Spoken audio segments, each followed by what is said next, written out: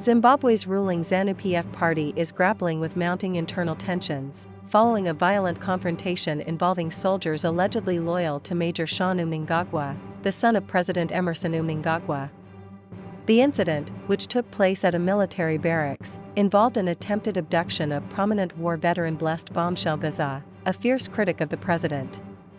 The abduction attempt reportedly led to a gunfight, heightening concerns over factionalism within the military and the ruling party. Geza, a senior ZANU-PF member, has been a vocal critic of President Mnangagwa's leadership, particularly opposing the ED 2030 project, a controversial initiative aimed at extending Mnangagwa's rule beyond the constitutional limit. He has repeatedly called for the president's resignation, citing issues of corruption and economic mismanagement, making him a target of the ruling elite. His criticisms have not only attracted political enemies within the party but also resulted in efforts to silence him through intimidation. The involvement of Major Sean Mnangagwa, who serves in the Presidential Guard and has received military training from the Chinese People's Liberation Army, points to deepening divisions within the military. Analysts suggest that factions within the armed forces are positioning themselves for the post-Mnangagwa era, a situation that could lead to further instability in the country.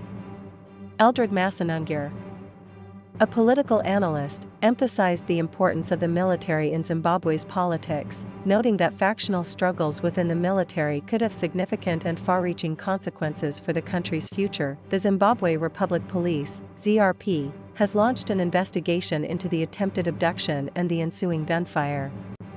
Authorities are also pursuing Geza, accusing him of several criminal offenses, although his supporters argue that these charges are politically motivated. The division within ZANU-PF is deepening, with some war veterans openly criticizing Mnangagwa's leadership, accusing him of failing to address the country's ongoing economic decline.